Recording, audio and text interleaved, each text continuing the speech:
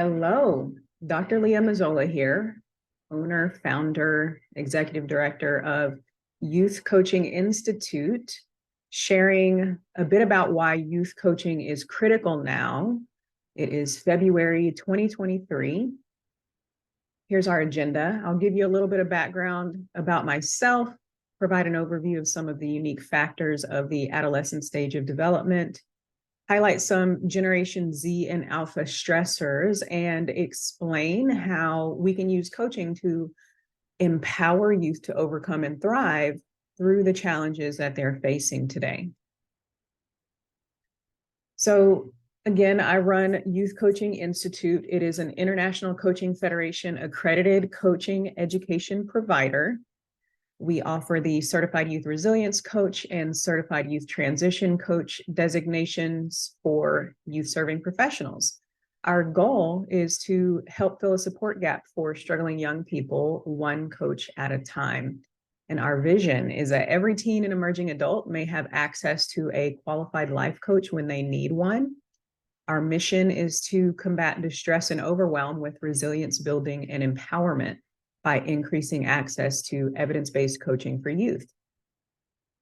And I'm going to share a little bit of background about my personal experience, just because it is the lived experience that contributes to my deepest why, the passion that burns in every cell of my being to ensure that this work is out in the world to support teens and emerging adults when they need it most.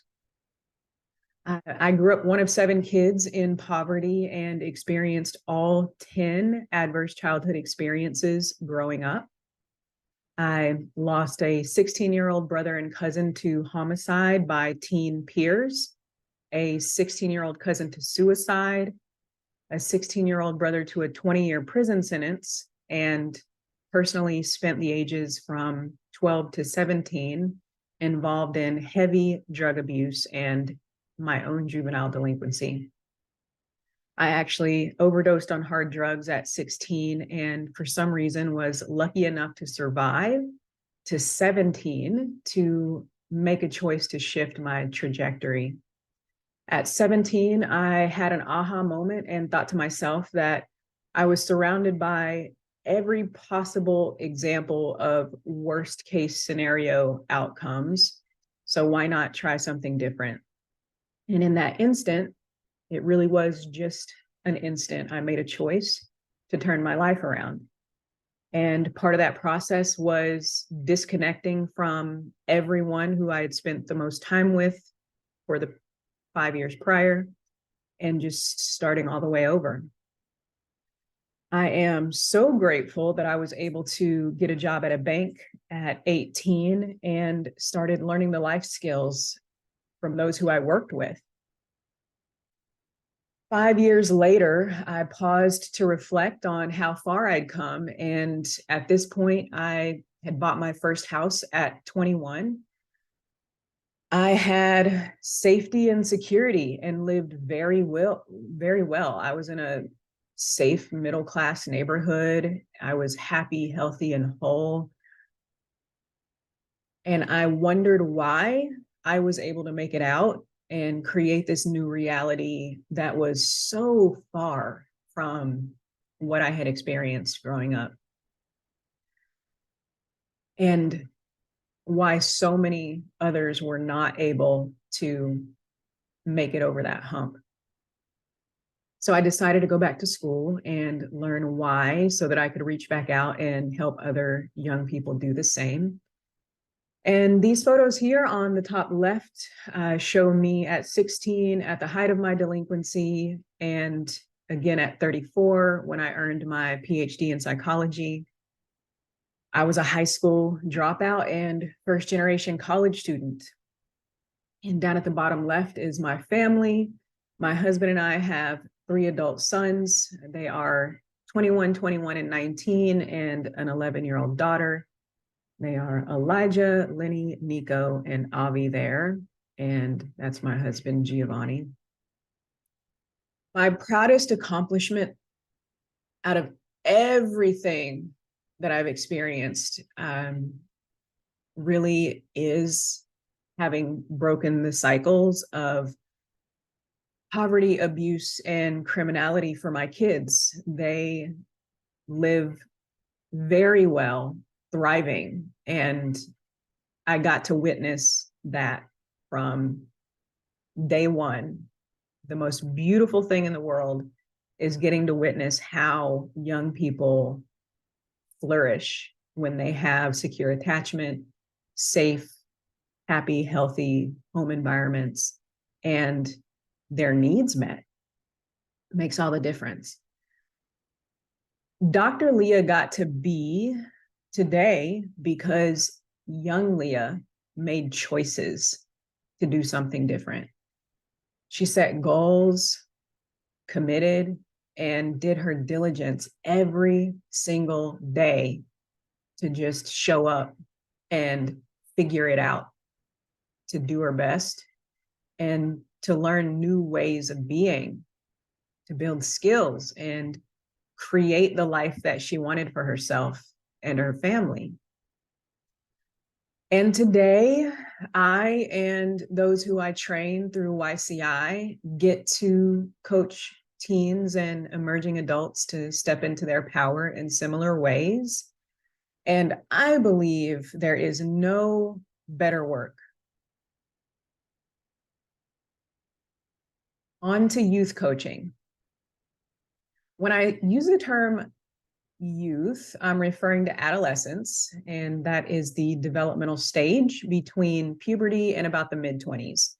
This stage involves the greatest biological, psychological, and sociological changes that we undergo in life, so it's a challenging age for good reason. There are special concerns, needs, and challenges for adolescents that are not as relevant for other life stages, and we'll go over some of those here.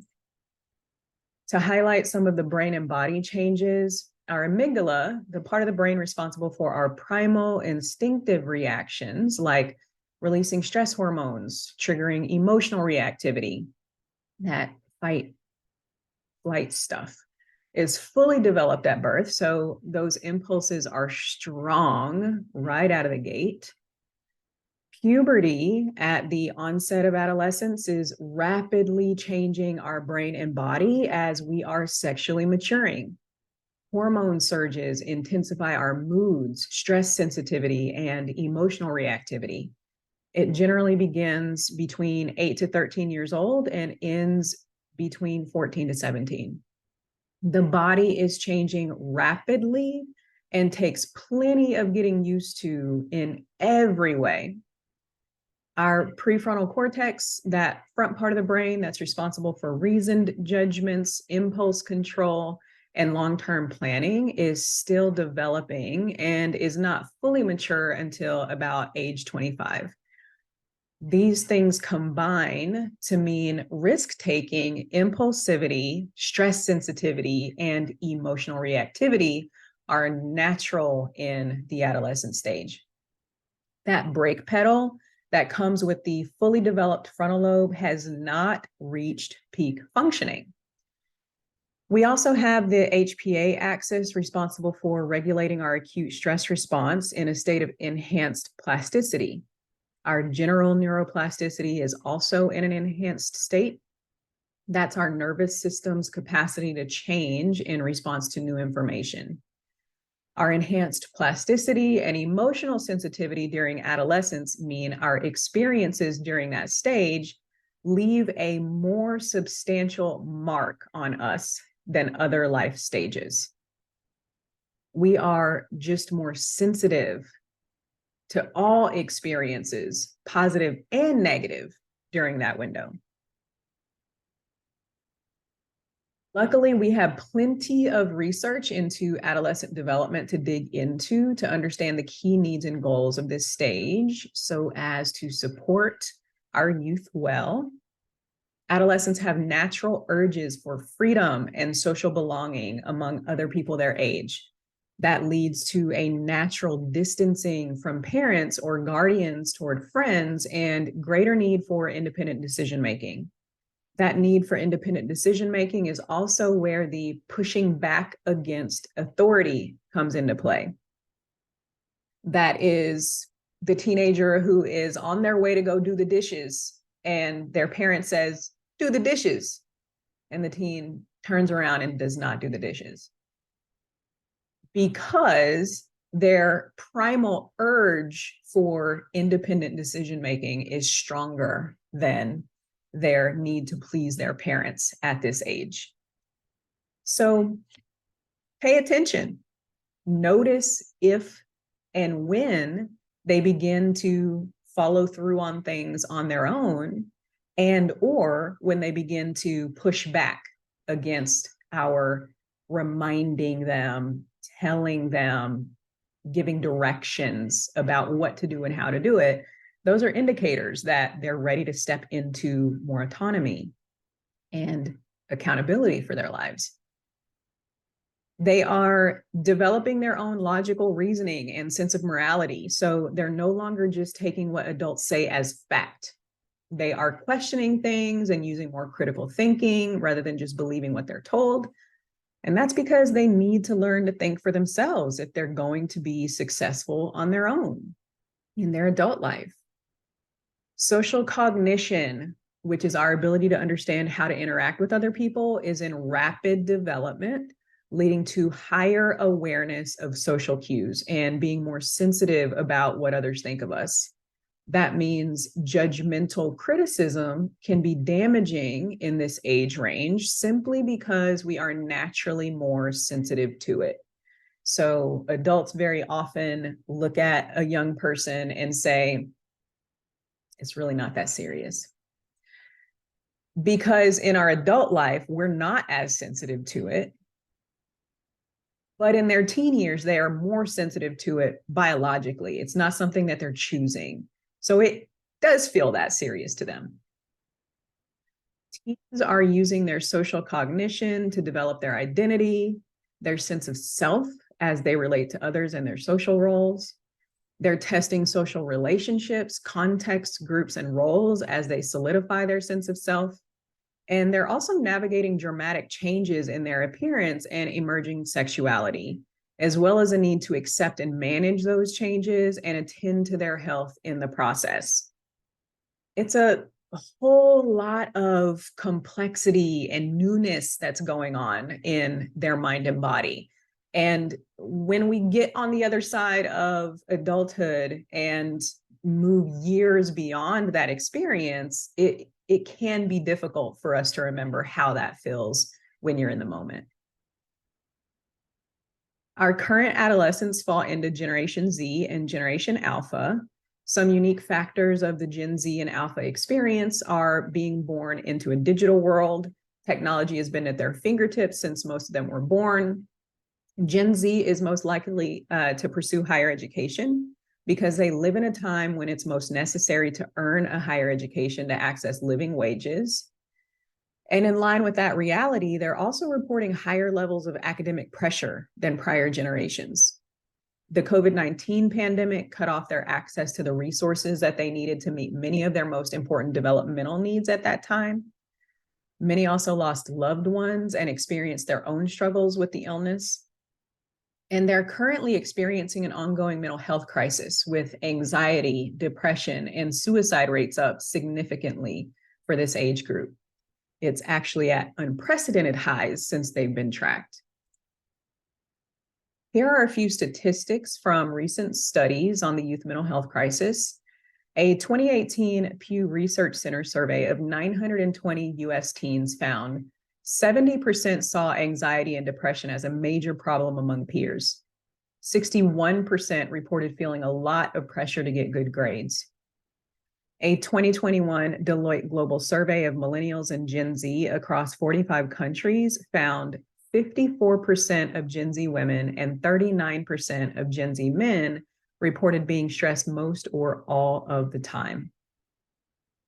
A 2022 McKinsey & Company survey compared Gen Z responses to those of other adults and found Gen Z report the least positive outlook, the lowest levels of emotional and social well-being, 2 to 3 times higher rate of feeling emotional distress at 25%, a 2 to 3 times higher reported rate of contemplating, planning, or attempting suicide, and a higher rate of behavioral health conditions.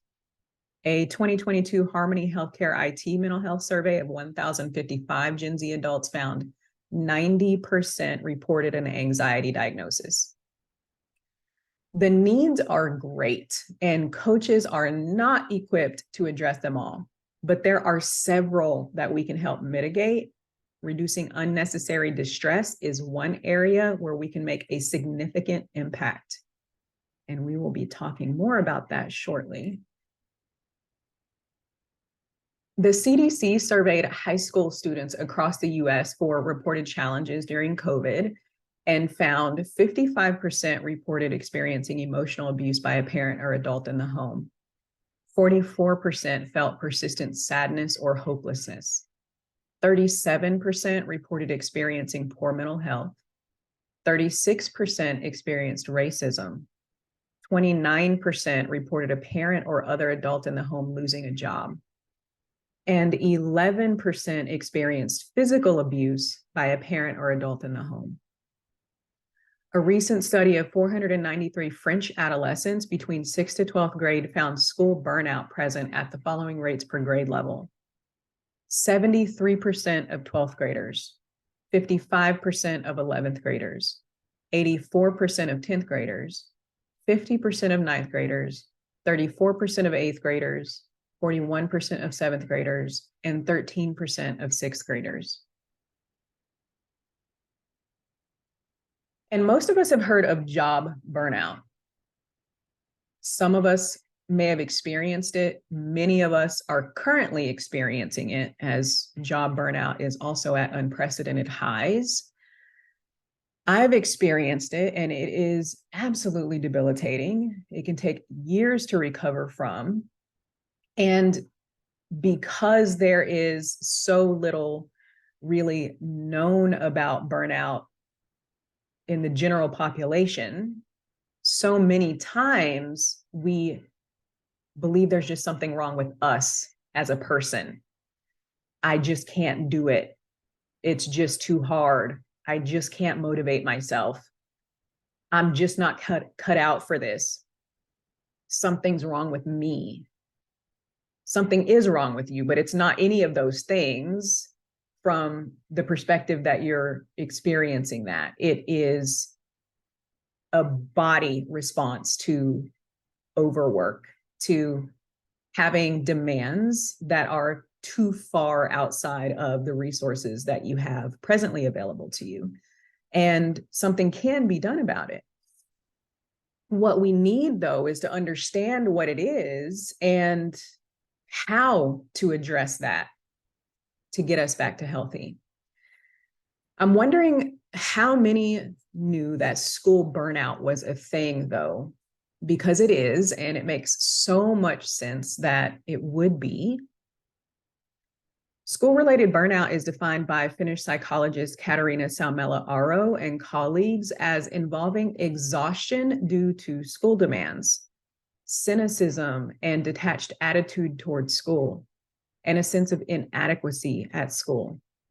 School burnout has been found to predict lower educational aspirations and delayed higher education, depressive symptoms, a 4 times increased likelihood of school dropout, lower school engagement, impaired identity development, and lower life satisfaction. Go back and think about that job burnout thing from a worker perspective, an employee as an adult.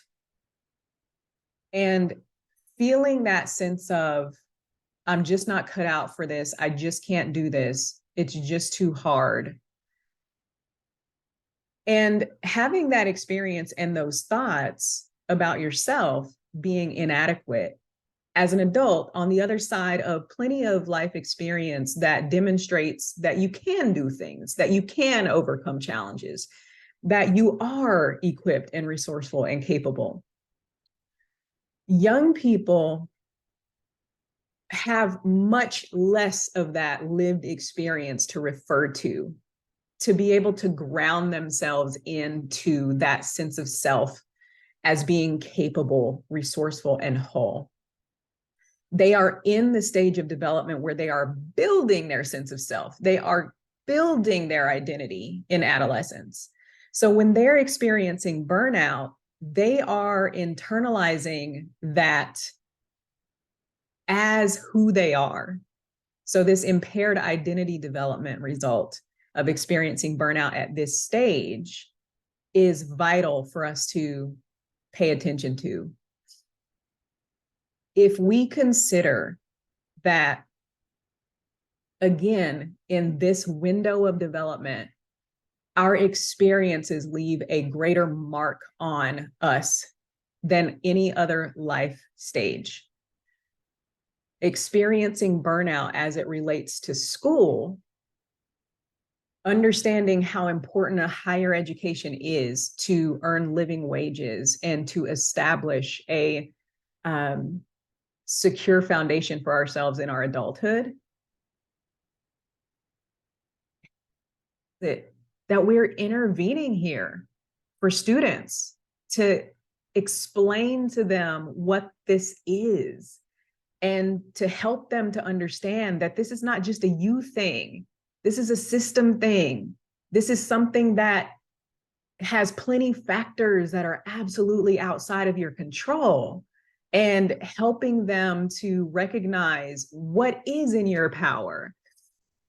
How can you use your resources, internal and external, to get the help that you need, to get the support that you need, to bring these demands back to a level that are manageable for you, to attend to your recovery, to get back to health so that you can get back to the work that is going to be so important for your long-term future. Such vital stuff. School engagement is the opposite of burnout and defined as energy, dedication, and absorption towards school. Energy includes vigor and mental resilience. Dedication includes a positive attitude, interest, pride, challenge, and experiencing meaning. And absorption includes a sense of competence and success. Studies show school engagement has been found to predict life satisfaction, academic achievement, academic competence, higher education aspirations, and to reduce delinquency and substance abuse. School engagement, however, is something that we cannot access. We don't have the energy and capacity, the internal resources, and the external support to keep us at manageable levels of stress so that we have the capacity to engage. We'll get to that shortly. And on to how coaches can help. We can coach to support well-being and resilience, thereby reducing burnout and enhancing engagement. The International Coaching Federation defines coaching as partnering with clients in a thought-provoking and creative process that inspires them to maximize their personal and professional potential. And when working with youth, we can parallel professional with academic potential, as school is their full-time job through the 12th grade and plenty beyond. This is one of the easiest ways I've found to describe the difference between coaching and mental health counseling or therapy. Shout out Jason Hughes, licensed professional counselor, friend back in Forney, Texas. If we think of wellness on a continuum, with 0 representing normal functioning, negative numbers representing dysfunction, and positive numbers representing thriving, therapy helps clients address dysfunction to bring them back to normal. Coaching takes clients from doing okay into positive numbers to thriving. We help functional clients take an intentional and proactive role in their lives to set and work toward goals that build resources and enhance quality of life. It's a resilience building process.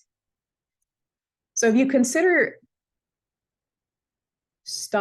if we stop working at 0, which is what so many of us do. Once we're feeling okay, we're fine, we're good. Let's focus on the outside stuff, the what I need to do in the world stuff, because I'm fine. But if we take that approach to our own inner work and stop working on us at 0 and then hit a setback. We're always falling back into dysfunction. Setback, boom, boom, back into the negative numbers. But if we continuously work on enhancing our well-being, building our resources, and climbing further into those positive numbers while we're good, when we're good, we're okay, we're fine, we have the energy to work on us. So let's block some time in our calendar to prioritize ourselves, to prioritize attending to building our inner resources, building our skills, attending to our self-care, doing all the things that fuel and equip us. If we protect that time and space in our world to do that work, we get to move into those positive numbers and then hit a setback, fall back some pegs. We're still better than good. Our resources get to serve as buffers that help us to bounce back quicker.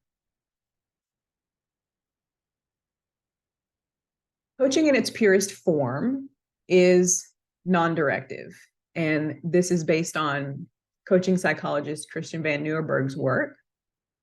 This model gives you a visual of where coaching falls on the directive versus non-directive continuum as compared to mentoring or athletic coaching. With directive interventions, the individual tells, gives advice, shares their opinion, and gives solutions. The example is, you need to do XYZ, or I think XYZ. With non-directive interventions, the professional supports the client as they explore their own solutions, explore their own situation, and develop their own path forward. The non-directive professional listens, inquires, reflects, and through those skills facilitates the client's process of identifying their own solutions and actions they can commit to. In the middle there, you see instructional coach, athletic coach, knowledge-based coaching. Knowledge-based coaching is also known as evidence-based coaching. And this middle area is actually where much of the work that we can do supporting young people who are experiencing distress or overwhelm would fall into that. So basically, the difference is that while we're still using a coaching approach, we're not telling the client what to do. We are integrating knowledge sharing that is scientific research-based knowledge that the client would not otherwise just have in their brain or just be able to come up with through a brainstorm. So in our program, the training program through YCI, it's Certified Youth Resilience Coach. So our focus is resilience building. So the behavioral science knowledge that our coaches are trained in is evidence-based resilience building stuff.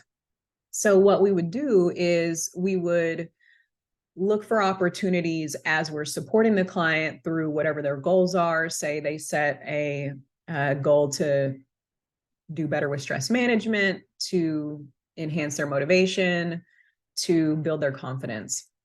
And in the session that they set the agenda around stress management for, there would be an opportunity for us to explain how stress and performance work and show them the chart that I'll show you all shortly, have them self-rate their current levels of stress and coach them through how they might apply this new understanding to their own situation and coach them forward. So it wouldn't be telling them how to use the information. It would be asking them how they might use the information and using that non-directive coaching approach to support their process. Here's an overview of the ICF core coaching competencies. And I'll give you just like quick snippets of some of the factors of each of these areas. An element of ethical practice is attending to sensitivity to the client's identity, environment, experiences, values, and beliefs. The coaching mindset is open, curious, flexible, and client-centered. We partner with the client to identify what they want to accomplish through the coaching engagement and each session. We work to create a safe, supportive environment that allows the client to share freely. Maintaining a non-judgmental space is core to that process. We work to remain focused, observant, empathetic, and responsive to the client. We listen more than we speak. We work to facilitate the client's insight and learning by using tools and techniques like powerful questioning, silence, reflections, and metaphor. We partner with the client to transform learning and insight into action and promote the client's autonomy in the coaching process. Coaching works. Coaching has been found to increase cognitive hardiness, engagement, well-being, and hope. Coping skills, self-awareness, self-efficacy, self-regulation, motivation, stress identification, goal setting, goal striving, and goal attainment. Metacognition, self-evaluation, organization, elaboration, study management, anxiety control, and self-confidence. Physical health, life goal attainment, higher intervention acceptance, stress management, study and learning strategies, self-esteem, school and work satisfaction, foresight, social connection, emotional regulation, resilience, life satisfaction, purpose and meaning. And coaching has been found to decrease mental health symptoms, distress, school burnout, anxiety, depression, and overall stress. And while the COVID pandemic was new, burnout, adversity, and trauma are not. We know from hundreds of years of study that people can and do recover. Paths to recovery include attending to wellness, safety, and personal growth. These are nurturing our healing and strengthening protective factors. Those include attending to self-care and stress management. That could include seeking professional help like therapy or coaching, physical exercise, healthy eating, getting enough sleep, relaxation, time in nature, mindfulness, fun, leisure, all of the above and others. Considering our capacity and strategy to manage that capacity well, setting healthy boundaries, help seeking, self-compassion, setting and pursuing values-based goals, finding meaning and purpose, leveraging strengths, developing emotional and social skills, attending to time management, prioritizing, and building coping skills, establishing and maintaining positive social supports, family, friends, and community, bonding to positive structural supports like education and work, enhancing a positive sense of self, self-efficacy, self-determination, self-regulation, and self-development. These are common coaching focus areas for all clients, regardless of their background, from youth life coaching clients to executive coaching clients. All of these paths to recovery are coaching appropriate if the client is functional enough to engage in the coaching process. Plenty of them are, and we are well equipped to support them through building in any or all of these resilience building factors. And this is one of my most used activities to have clients self-assess where they feel they are when considering burnout and engagement. I use this intake process for clients who mention wanting to work on stress management, engagement, productivity, or motivation as a goal.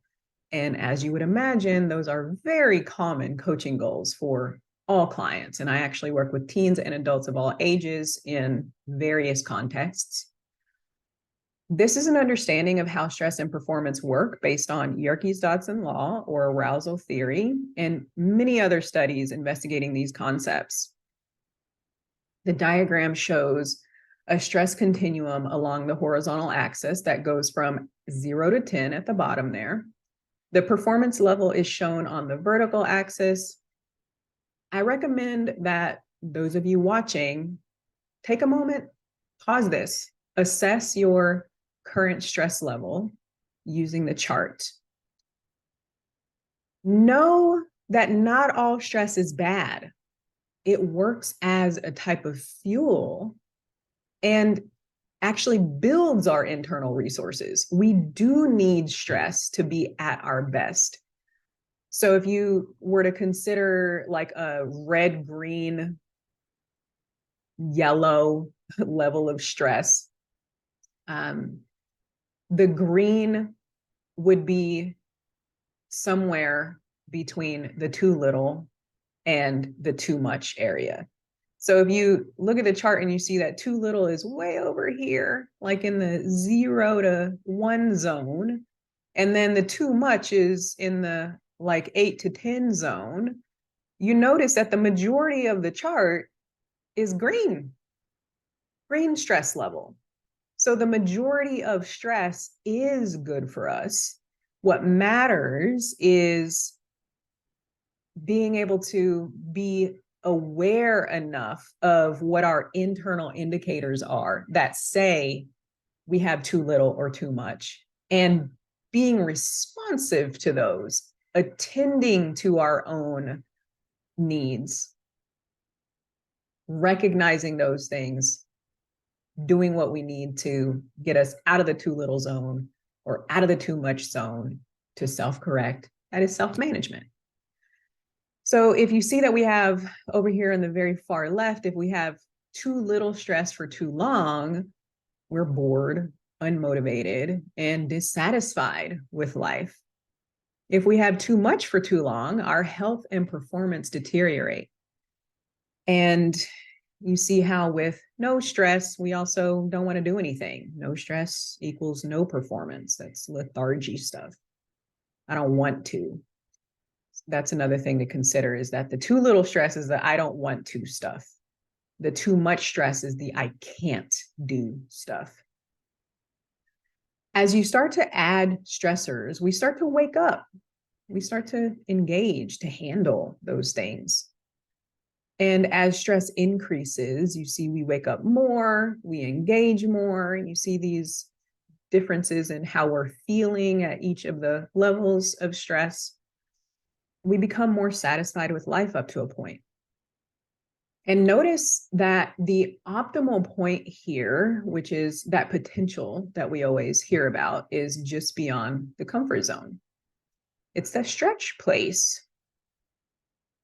But then just beyond that is a tipping point where we begin to become overwhelmed. And if we continue to fall down that path, we also deteriorate mentally and physically. The drop in performance here is an indicator that something is wrong. So note the ways that stress affects us, and consider that individuals can learn to use stress. It's a self-awareness and self-mastery thing, just like so many of our other human functions. When we understand it better and pay attention to how I'm feeling, how I'm thinking, how I'm experiencing life in this moment in time, or as I'm engaging in this type of thing or in this situation, and check in on what's going on. When we learn to pause and check in, we can be intentional about moving the needle for ourselves. This overwhelm space where we begin to tip and fall into distress, this is the help-seeking or self-correct zone. This is the zone where we very often find coaching clients coming to coaching to get some support. We also find them way over here on the languishing side coming to coaching to figure out how to motivate themselves. So either one of these, we can do plenty of work to support our clients through. And even in that flourishing space, it's pretty important for us to pause and assess, to check in on what is going right. What is this combination of things that I have going on in my life, so that I can ensure that I don't knock one of those out and interrupt this beautiful, thriving thing that I'm experiencing. And then I'll just close out by sharing a few of my coaching client examples. This client was a 16-year-old junior in high school. She was nearly failing all of her classes at the time that we began this work. She was in danger of not passing the school year. So we met once weekly for 30 minutes over 3 months in person. Her goals were to improve her grades and reduce school-related stress. We identified her primary blocks as self-criticism and avoiding the work. Through the coaching engagement, we found opportunities to build her self-compassion, her willingness to open up to a supportive, non-judgmental adult about what she was really thinking, feeling, and experiencing, her focus on approaching what was in her control rather than being discouraged by what was outside of her control, her perspective of help seeking and therefore willingness to ask for help. And she began showing up to tutoring and accepting help from teachers after class. And through our work, she was able to improve her grades enough to pass her classes and maintain that progress to graduate high school. This client was a 24-year-old senior in university. He was ending his first term of the school year when he began working with me. He was preparing to enter his final 2 classes of his undergraduate program for his bachelor's degree. He sought coaching because he was in his 3rd attempt to complete a core class that he was required to pass to graduate. His primary hurdle was that this class was a self-directed project, and he struggled with organizing his own time. We met twice weekly for 30 minutes early mornings through Zoom for 5 months. His coaching goals were to succeed in his final semester to graduate, improve time management, and be less lazy. Those were his words. We identified his primary blocks as self-criticism, procrastinating, and engaging in distractions when he felt overwhelmed. And through our coaching engagement, we focused on building his self-compassion, fostering his willingness to open up to a supportive, non-judgmental adult about what he was really thinking, feeling, and experiencing, breaking assignments down into manageable pieces, making a to-do list of daily tasks to be completed, setting a timeline for completion for each assignment, time blocking and identifying peak performance times to tackle bigger tasks, generating strategies to manage distractions, and reporting progress each session. Through our work, he was able to earn a B in the design class and graduate university. He was also very pleased to have built some skills that made him feel confident that he could handle grad school. So he applied, was accepted, and moved on to that stage of his journey. And this client was a 13-year-old middle school student. She had anxiety related to perfectionism and school engagement. We met once a week for 45 minutes through Zoom for 3 months. Her coaching goals were learning to speak up, making friends, and reducing school-related stress. We identified her primary blocks as self-criticism, trying to figure everything out on her own rather than asking questions, which just exacerbated her overwhelm, and avoiding social interaction, even though she was lonely and wanted to establish relationships. We focused on building her self-compassion, fostering her willingness to open up to a supportive, non-judgmental adult about what she was really thinking, feeling, and experiencing, reframing her perspective around help seeking, building her communication skills by practicing in the safety of the coaching conversation, and enhancing her willingness to build social connections by challenging her assumptions and using behavioral experiments. She left our sessions feeling more willing to talk to people, express herself, and ask the teacher questions in class to understand quicker, rather than spending hours researching on her own at the end of a long day. And this was a student who was going to school full-time. She was engaged in several extracurricular activities that were high intensity, swimming, she was playing an instrument, and she was not getting home to begin her homework until around 10 p.m. at night. So just imagine that. Spending an entire day being engaged in all of these demanding things, and then having hours of homework when you get home, and having to start from scratch to attempt to do all of this research to figure it out on your own. It was way too much. So this is the beautiful, beautiful, beautiful work that we get to do through evidence-based coaching for youth. And I hope that you found some of the information in this presentation helpful. And hey, if you are a professional, a caring adult out there who wants to get involved in this work, we are continuously registering youth life coach certification participants. We also have continuing education programs for certified coaches who just want to add a youth specialization to their work. You can complete one of our quick self-studies to get the adolescent stage understandings and begin offering this resilience coaching yourself. I appreciate your time.